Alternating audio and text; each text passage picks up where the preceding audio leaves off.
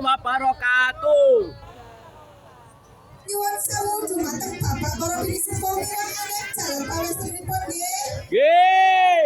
Dene kula namung dipun suwun rasul sakilah kaburen dhawuhaken teman-teman sekalian. Sinten ta manggen wonten pendapanipun keluarga mriki kang maujudipun kemanten putra lawan putri. Katuturan mirdani saking kahiwangan cahyane mancing dhateng kemanten sekalian. Dene kembang setaman kembang monco warna maujudipun kemanten sekalian ing dinten Senin kliwon mriki. Bapak Ibu semoga jenengan sesani nggih. Nggih. Sekarang badhe mencantikkan. Assalamualaikum. Japa rasa sejati-jatine rasa. Kemanten sekalian kumpulake rasa kakek napa jumbuhake paketine budi. Nyuwun ring Gusti kang Maha Wiji pinten rahayune bebraya. Mugi kaparingan wiji apa ta wujude. Wujudipun si cabang bayi lanang lawan wadon. Ingkang lair putra kadya putra ingkang utama. Ingkang lair putri kadya putri ingkang sejati-sejatine urip ana alam donya. La ilaha illallah Muhammadur Rasulullah.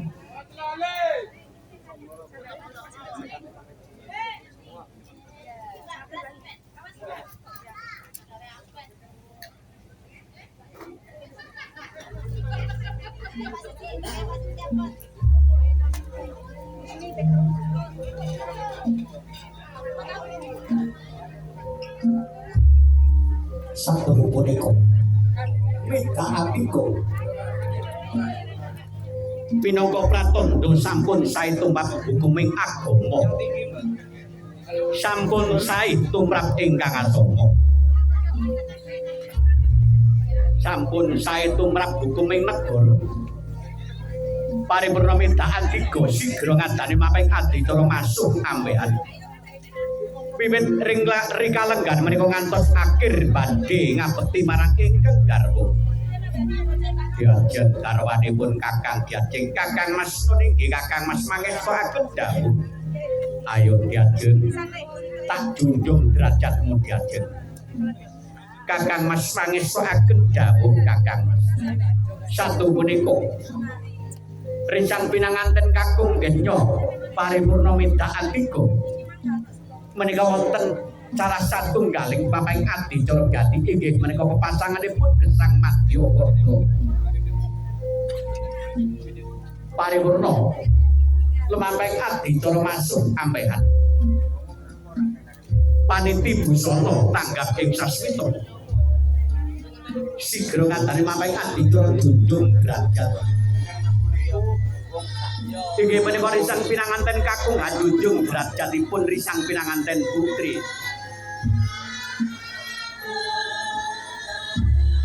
Sinegagang marwing kawi jumeneng jajar risang pinanganten putri dalah kakung.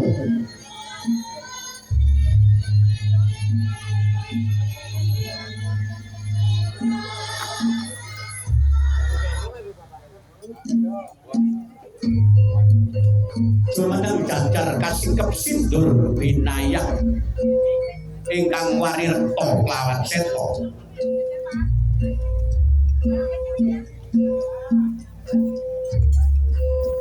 Ugi Kanjeng Rama tanggapi kasmita. Amun wontenipun Kendhil Pratama. Punawa kang dados pandining Kendhil Pratama. Satu punika Tuwirta Wening, Tuwirta Sari, Tuwirta Kamandanu. Manungsa ngatanipun Gusti kang Maha Ingkang. Waninga tepta rasanipun waninga pakaryanipun ingkang putra dalah ingkang putri. Diajeng garwanipun Kakang Diajeng. Ayo siramu tak gendong tak goyong ya tuli. Minggah sasana pinaturata. Iki wajibe wong tuwa gendong marang putra marang putri ya nggih. Kanjeng Rama mangestoaken dawuh. Paradene Kanjeng Ibu. Amatek widangan kanan kelawan kiri. Kena den wastani anjurungi lampak. Tumpuri handayani Kanjeng Rama gendong ingkang putra dalah ingkang putri. Kanjeng Rama ratak rambat minggah siti hinggil Binaturata. Anakku nggir, ayo nggir tak lenggahake minangka jejere wong tuwa ya nggir. Kanjeng Rama mangestaken dawuh Kanjeng Rama. Sungkem-sungkem. Angel kok kayak gini. Di kamar gak apa-apa. Gak bisa Paripurna paniti busana sampun dumugi wonten ing sasana rinengga. Para dene hangatane lampeng adicara bobot timpang. Adicara pangkon. Piratane atimu bapak ning atiku wis gumolong ibu. Ora tak anggap anak mantu senajan putra mantu. Lenggahing rasa menumpang rasa anakku dhewe pangrasaku kok anakku dhewe. Kanjeng Rama mangestaken dawuh Kanjeng Rama. Paripurna bobot timbang adicara pangkon. Kanjeng Rama matur jangan kanan lawan kiri kena dimasani. Tanem jero anakku nggih. Wiwit dina iki tak wisuda dadi pangembating praja. Ateges dadi kepala keluarga nggih. Kanjeng Rama mangestaken dawuh Kanjeng Rama. Santra, kali-kali ya. Oke, aman. Marun kan garwane karo segede to. Mantene ngadeg Mbak ya. Mantene ngadeg. Ya ngadeg. Iya ngadeg ayo. Berdiri Mas. Paripurna tanam jero sigra ngaten papan adicara lapan besak. Waduh, layak kerjae kanker. Gak rei-rei ngoceh. Apa yo? Ana ono tekane tamu. Yang dene kadang pisan. Ono yo ayo dikae dicak munggah ono sithik biyen ya, Nduk. Ayo aku manut dicak paring dipangestu. Tumandu ingkang putra dalah ingkang putri.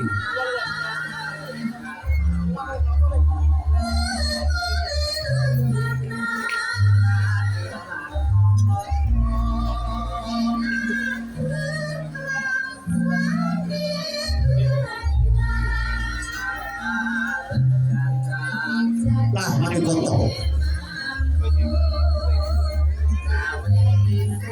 Bapak kudu sediakan apa pisan katon minggah sithik Binaturata. Iya sih kan. Monggo. Kalau nggak ini sih an. Iki Mbak Sito, Mbak. Enggak apa-apa. Langsung tak sungkem ae. Oh ya wis. Bapak kene sih Pak. Boten apa-apa dipun sungkepaken iki. Kene ra enek.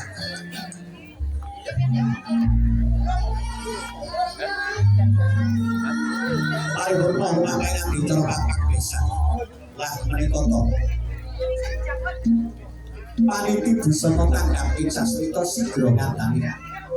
Sungkeman. Duwung kalolos ing panjenenganipun ingkang garwa.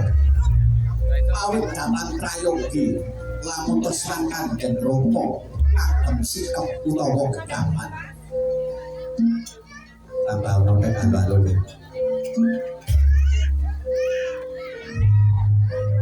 Canelo ugi uang saking angganipun risak pinanganten kapung dalam pinanganten putri.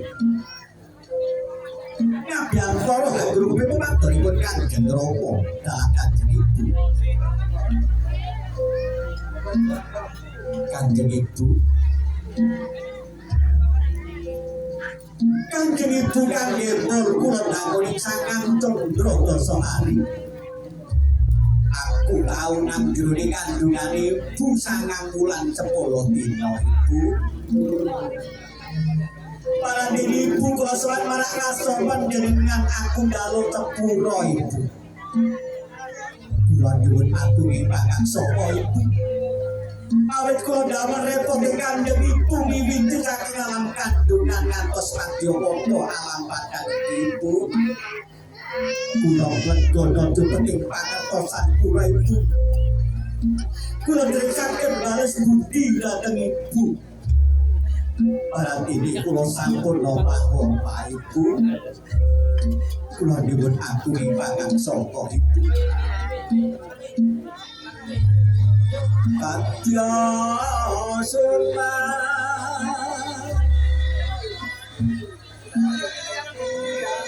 darasane ati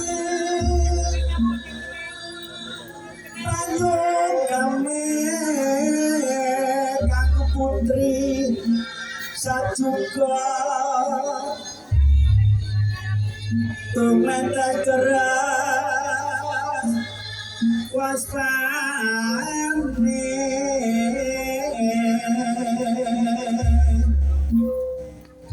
dan kuwawa jroning kalbu ondo-ondo sajroning kalih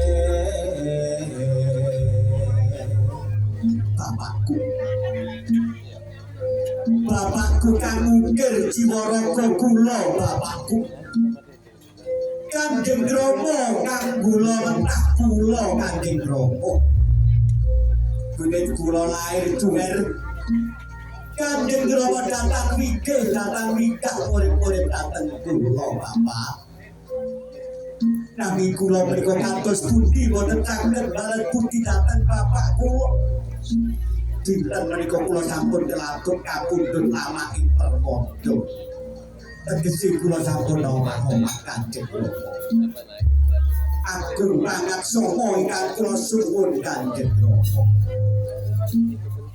ingkang angka kalih kula nuwun donga suci Kanjeng Rama muga sedya suci ingkang kula candhi saged kaleksanan Kanjeng Rama anak kunggel sekarone yo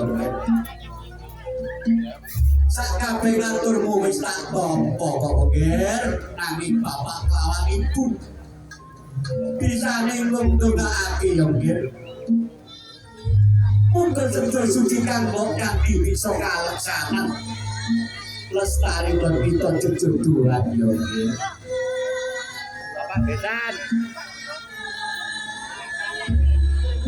paripurna sugeng dhateng Kanjeng Rama kantos dhateng Kanjeng Rama ingkang idin saking inggih menika Bapak Sumo Haryanto Ibu Istri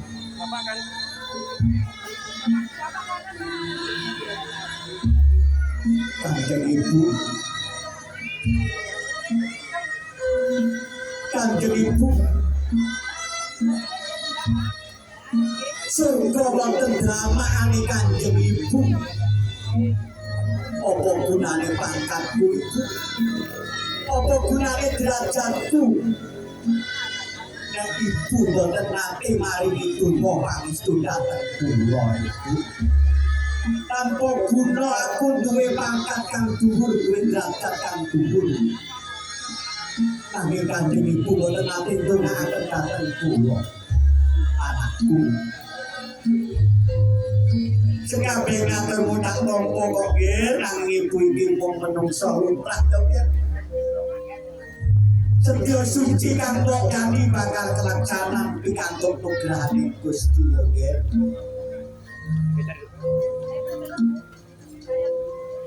paripurna sugeng dhateng Kanjeng Ibu sugeng dhateng Kanjeng Rama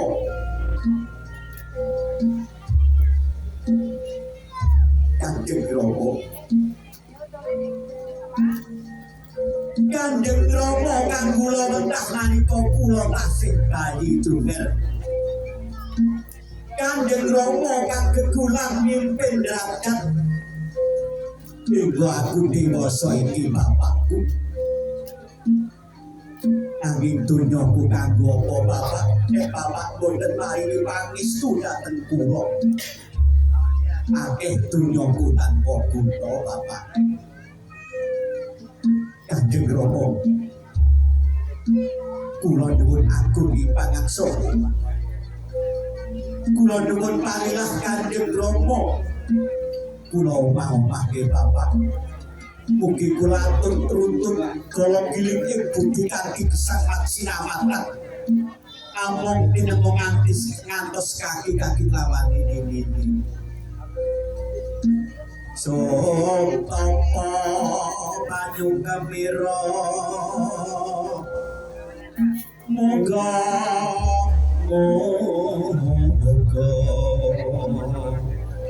antuk berkae Gusti anggene roba raya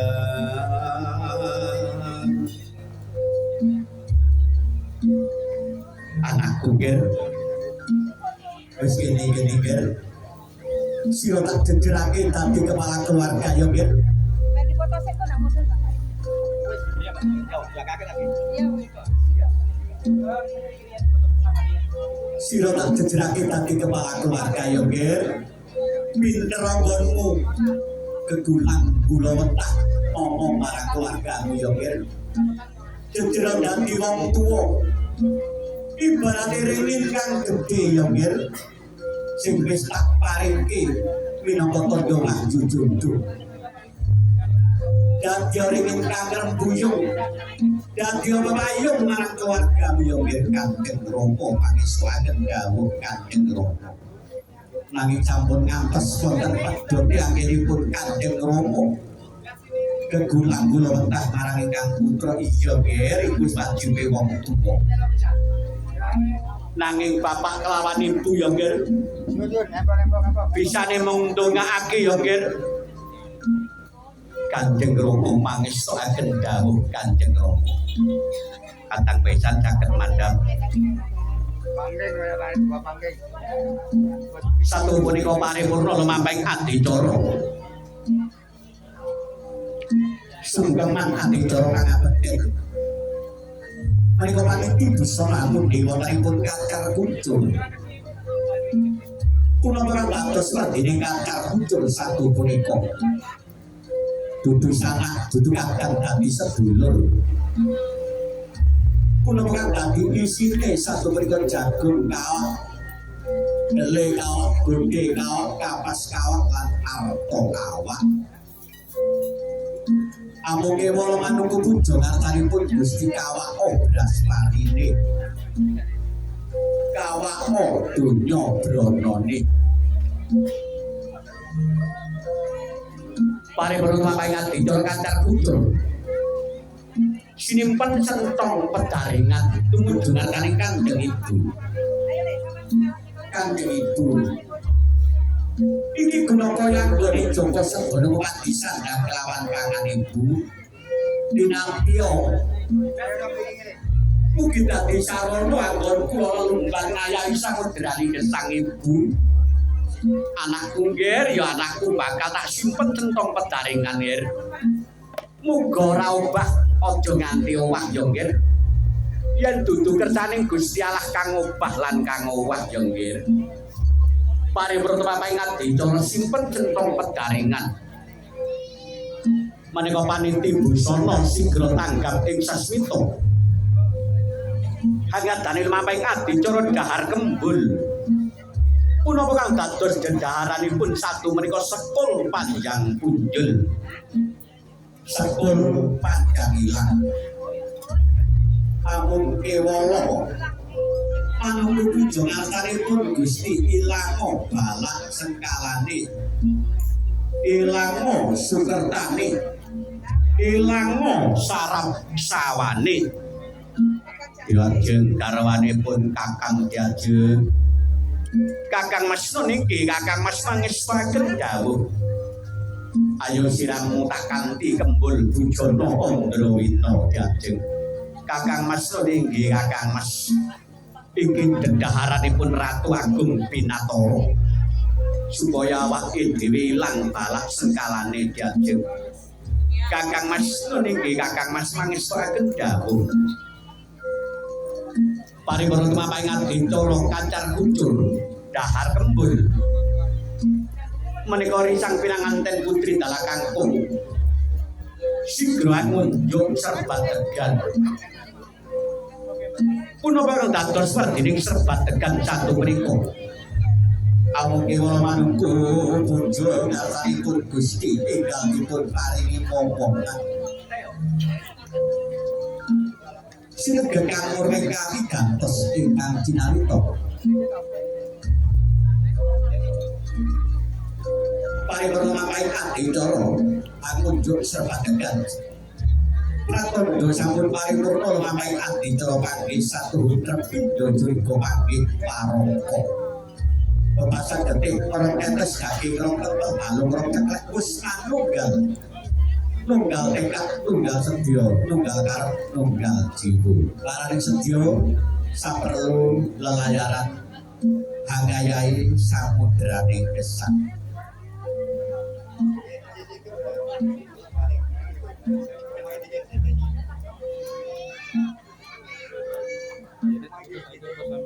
Kapan itu saya dapat kayu? Gak apa-apa nih kok wis bebas sih. Oke, Mas, Mbak. Pas Ayo, foto dulu.